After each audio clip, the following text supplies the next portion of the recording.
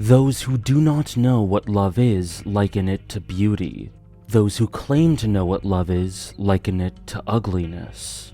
This poem, taken from volume 20 of Bleach, unveils a deceptive amount of depth about its speaker, Gin Ichimaru. It first describes the naive perception of love that springs from the overly idealistic mind of one who has not experienced it. Because while love may look beautiful from the outside, there are thorns and rough edges to it that only those who have felt it can know. Love can be painful and ugly. It can agonize and torment us and lead us to do things that betray our own heart, in a sense. Love can be unkind, possessive, and selfish. Love can make contradictions of us, and Gin Ichimaru is one such contradiction. Because Gin loved someone, cared for her more than anything, and would move worlds and sacrifice all to protect her. But the rub is that due to the type of person he is, he would only do all that in a way that he desires and is capable of. He knew that this special person didn't want all of that from him. She just wanted a simple togetherness, a warmth, a shared life that would ensure that despite pain, they would have each other, and that would make it worthwhile, even if there would be tears once in a while. But Gin could not stand to see her cry in any context, even if she herself desired it as a byproduct of what she wanted from life. And so, he went out to change the world, at once knowing that she would not want this, yet selfishly allowing what he wants for her to overpower that. Selfishly selfless, Gin is in many ways a paradox. So much of a paradox that in discussing this with someone you may know, Radman, I learned that the word choice of claim in this poem hints at the idea that he questions if what he feels can actually be called true love if it causes her such pain. For how can something so insidious be actual love? Personally, I absolutely still think it is, because I think that love can be both beautiful and destructive, but it is very sad and telling of his character that Gin seems to doubt it. Not due to the strength or nature of his feelings, but due to the all-consuming selfishness he shows to express them. Yet, that's intermingled with a contradicting ferocity, because in spite of it all, he does claim it to be love. He knows those feelings are true despite doubting them, and he owns them and all of their ugliness. He is aware that they are flawed, he is aware that his love is poisonous to the one he loves, and yet, he persists. From his very first appearance, I was entranced by Gin. With his taunting, mocking smile and his seemingly perpetually closed eyes, he always felt like he had an air of mocking superiority and control, like he was privy to information that we as an audience would adore to know, and reveled in our ignorance. And this aspect of his character actually turned out to be true, with him partaking in secrets the likes of which we couldn't have imagined. But despite that smile carrying with it a true mocking condescension, it also turned out to partly be a mask of malevolence that had molded to his true essence after wearing it for so long, originating from profoundly painful knowledge that would curtail his life forever. After playing his role intended for a vengeance born from love for ages, Gin lost himself within it and became a genuinely malicious person. Something he always had the capacity for, I'm sure, but that properly manifested due to his performance. And there's a large element of self-awareness in Gin. He understands his own flaws and venomous self-righteousness. He knows that he is betraying Rangiku as much or more than he is saving her, and as we said, he acknowledges that he is being somewhat rich to call his feelings love. Gin is not blind. He is aware and very much understands the world for what it is despite his biases. And that's why I'm sure he eventually became aware that he was losing himself within the masquerade and conquest. That he was becoming less of the man who promised Rangiku that he wouldn't allow her to cry again, and more of the man who would make her cry. And I can't imagine how horrifying it must feel to see oneself slowly turn into something unrecognizable. However, what's key is once again that contradiction and duality. Because as much as Gin became this skulking, taunting, malicious villain, the core of who he was never disappeared completely.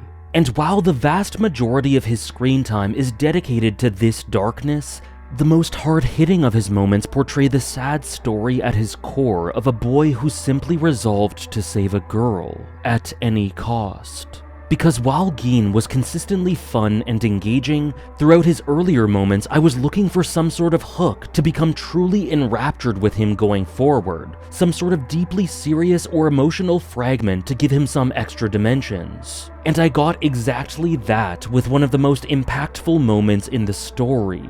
At the end of Soul Society, as he departed with Aizen, when he looked back at Rangiku and simply said, "Sorry."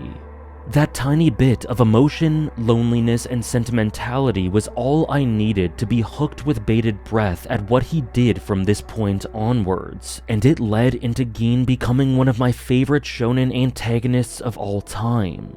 As a child growing up in Rukongai, Gin one day found a young girl named Rangiku ailing on the ground, collapsed from hunger. After offering her a persimmon and concluding that she had spirit energy, he introduced himself and stated his name, to which Rangiku expressed that she thought it sounded strange. And from that day on, Gin offered Rangiku a hand of connection and affection, and the two began living together in Rukongai, sharing a painful and meager but nonetheless fulfilling relationship that grew over time until the two found themselves caring for one another very much, with both conceptualizing their meeting as the moment that they each truly started properly living in different ways. One day, however, while collecting firewood, Gin witnessed Aizen with 3 subordinates who were in the process of sacrificing souls they had collected for the sake of enriching Aizen's incomplete Hogyoku.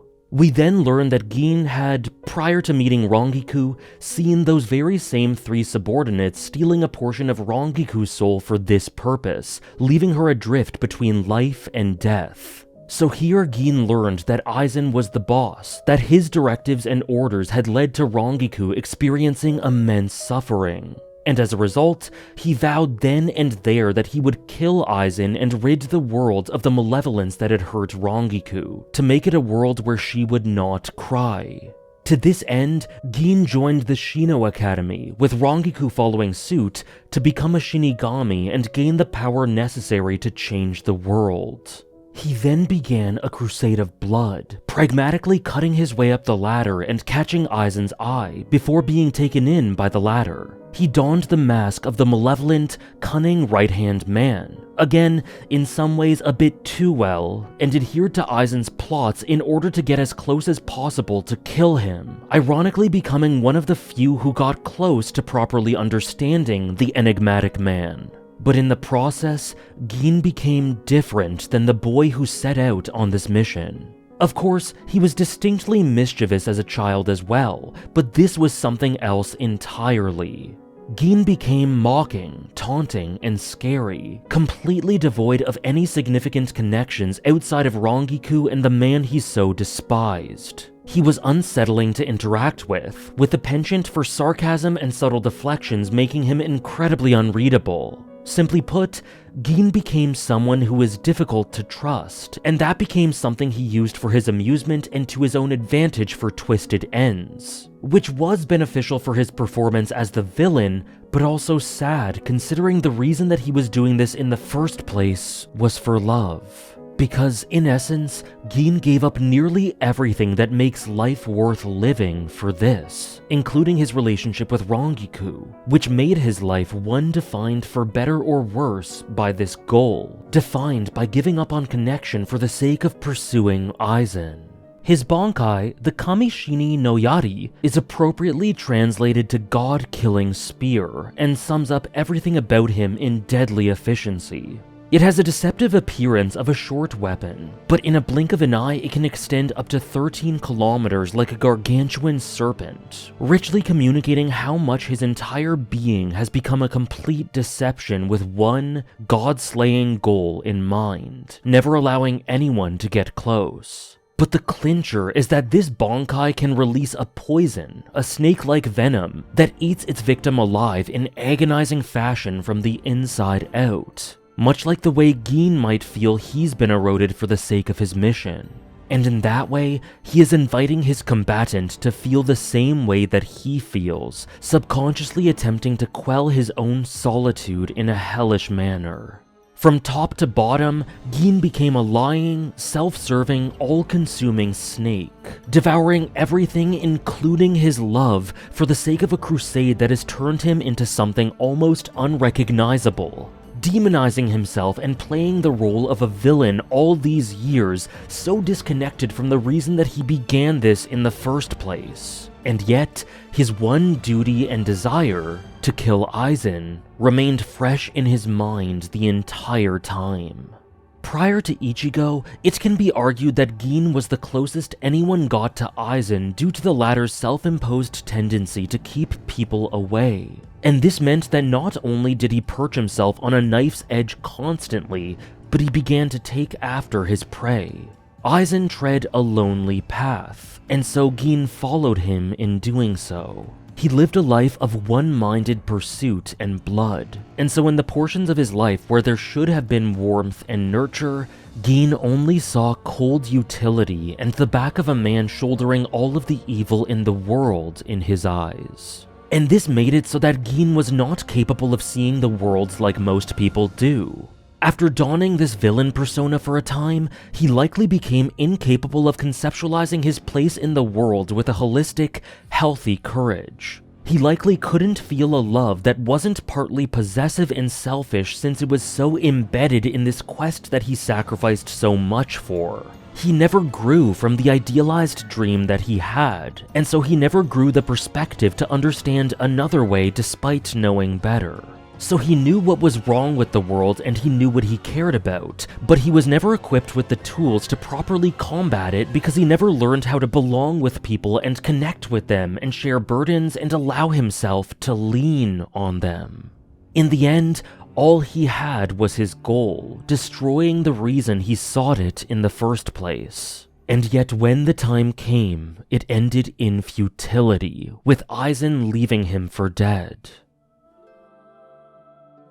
If you were to turn into a snake tomorrow and begin devouring humans, and from the same mouth you devoured humans you cried to me, "I love you," would I still be able to say "I love you" the same way I do today? This final poem from Gin, uttered in volume 47, lends us an insight that sums up the tragic duality of his character. If this is read from his point of view, it hints at a self-awareness of his own hypocrisy. As in, if roles were reversed and Rangiku had been as self-serving and destructive as Gin had been, would he really be able to tell her that he still loves her? And as such, how can he expect her to love him with all that he's done?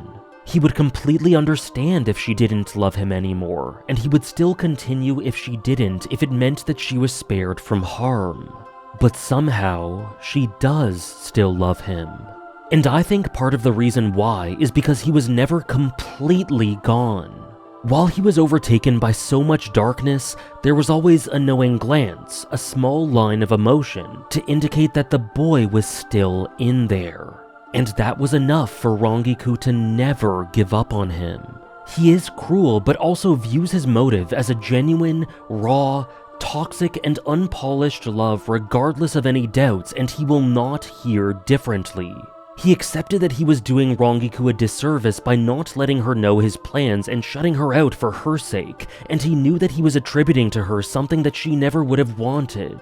But he didn't care. He had decided that he would dismiss everything, even her, to save her. It's a twisted, selfish love that Gin exhibits for Rangiku here. One that traps and ensnares her, isolating her and forcing her to watch without explanation as he walks agonizingly into the abyss. And Gin is fully aware of this. And still, he proceeds. He is a dualistic contradiction. He's full of selfishness and venom and genuine malice, but he does still have a tiny modicum of good in him, buried deep within. He sickeningly taunts Rukia on the brink of her execution, stating that she doesn't value life, which actually spurs her to keep living. And this was unlikely to be intentional, but the way it indirectly helped Rukia is still telling of the resonance of his character, his legacy mostly being dark, but with sprinkles of good filtering through, intentional or otherwise, referring back to his original core sentiments. And the most overt and long-lasting element of the good of his character in the story, outside of what Rangiku took away, are his parting sentiments with Ichigo. Now, Gin formed an obstacle to Ichigo multiple times throughout the series, and most tellingly, near the climax of Arrancar. And in so doing, he not only fulfilled his goal of assisting Aizen, but he was able to gauge Ichigo's strength while questioning whether he would be able to potentially stop Aizen one day. This is what he did with Ichigo prior to Deicide, where he ultimately told him in no uncertain terms that he was simply not ready for Aizen. And I think this was a dualistic statement characteristic of the man. I think he was fending off Ichigo, but at the same time, I think he was telling him that the latter's attempt was pointless as he was, and that if he wanted to defeat Aizen, he needed to do something different. Ichigo then embraced Tensa Zangetsu and achieved the next stage of his evolution, priming himself for a fight that he was more than capable of winning with Aizen. And so in a way, Gin guided him to that, subtextually wishing for him to be able to defeat Aizen in the event that he failed. I think Gin wanted for Ichigo to reach where we all wanted him to reach, because in a way, Ichigo was him. Just like Gin, Ichigo desired more than anything to protect those he loved, and took it all upon himself to selfishly shut them out rather than lean on them in warm collaboration to march towards the selfsame goal. Just like Gin, Ichigo tried to abandon connection for the sake of connection. And just like Gin, Ichigo became monstrous at times, betraying the reason that he was doing these things in the first place. But unlike Gin, Ichigo ultimately changed, acknowledging that this was no way to live and opening himself up to others. Ichigo struggled and failed and agonized and eventually learned to do what Gin was never able to. And I think Gin saw that in him in his final interaction with Ichigo. As he said, "Your eyes are stronger." Even if Ichigo hadn't yet self-actualized, he was on the path to it and much better suited for finding the answer than Gin ever was. Ichigo was Gin's hope that Aizen could be stopped even if he couldn't do it, and I think he felt gratified that his mirror in a way was able to go down this path. Perhaps Gin could have despaired in seeing what he could have done instead, because his own method left him forlorn and regretful. But at the same time, it's not like he didn't know what he was doing. It's not like he thought he was morally right. He was just doing what he wanted to do for the person he cared for in the only way he knew how, while knowing that she could hate him for it. He had the courage to impose upon the world the change that he wished to see, but he did not have the ability to see that you cannot do anything in this world alone. And as such, his desire to make sure Rangiku didn't cry led to her shedding the most tragic tears of her life. And the saddest and most infuriating thing about this is, he knew it could end like this. And that's partly why he fully internally acknowledged that this was a flawed and selfish way to go about things. But for better or for worse, he simply could not go about it any other way. And he simply had to try. I said earlier that Gin was becoming less of the man who promised Rangiku that he would never allow her to cry again, and more of the man who would make her cry. But I think what's key is the reason that Rangiku never let go, that he never fully lost himself despite everything, and was at least able to impart a goodbye to her that was loyal to his heart. Because more than anything, what Gin thought towards the end was that he was glad that Rangiku knew that he was sorry.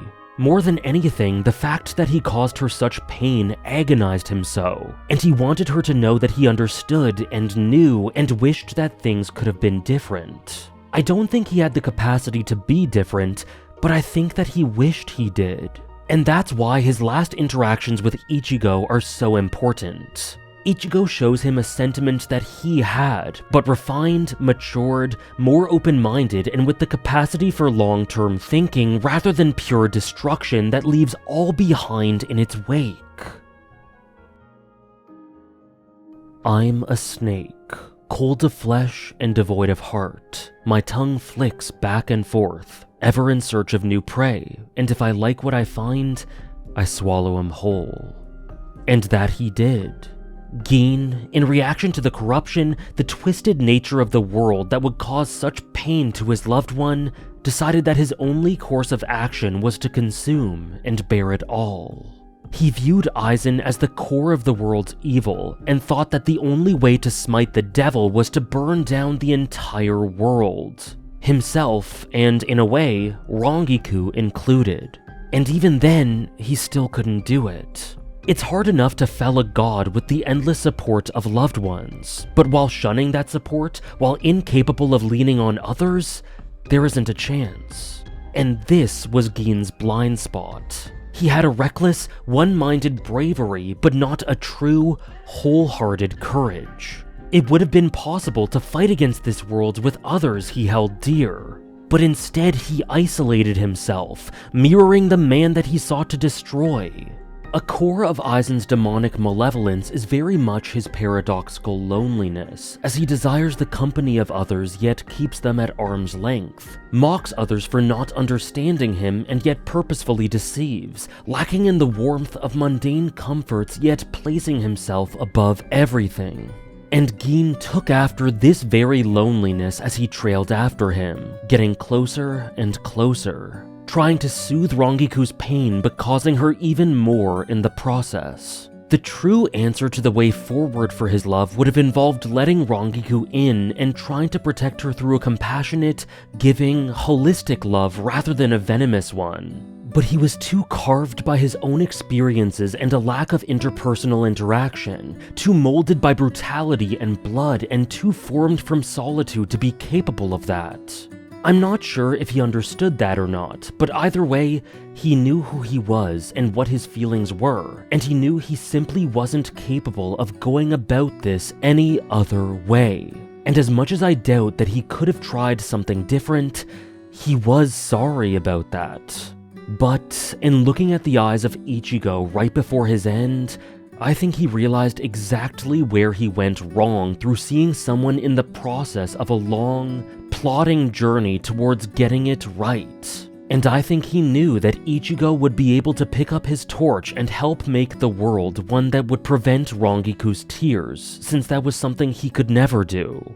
And Ichigo would be able to do something that he couldn't. To trust in others enough to make decisions and fight for themselves, while giving them the platform and hope to encourage them that change is possible. As someone who went through what Gin went through, but who had grown to understand that to protect others, one must also trust them and lean on them, Ichigo showed Gin a semblance of release through being what he could not, and exemplifying the changes that he wanted in the world. Maybe not wholesale and immediate changes, but the signs were there, and it was enough for Gin to have the courage to trust Ichigo. And so I think he died, not satisfied, but feeling the tiniest glimmer of hope and salvation. Something that I don't know he ever properly felt throughout his life despite his lofty ambitions and idealistic goals. Gin is a personification of the type of broken, limited psychology that this system of a setting churns out constantly. And interestingly enough, the darkness that he vowed to stop was attempting to overthrow that system. But he simply could not stand coexisting in a world where someone like Aizen could hurt someone he loved, and so he went about that in the only way he knew. At once unsure if what he felt could be called love due to its ugliness, and absolutely certain that his ugliness was born from an imperfect love. At once self-aware of his limitations and flaws, and yet unwilling to compromise on them. At once filled with a burning hatred of Aizen, and yet slowly but surely molded in his image. So empty inside that once he was filled with love, he devoured it greedily and left nothing behind. That is Gin Ichimaru. Selfish, poisonous, malicious, and somehow sorry for all of this. Many thanks for watching.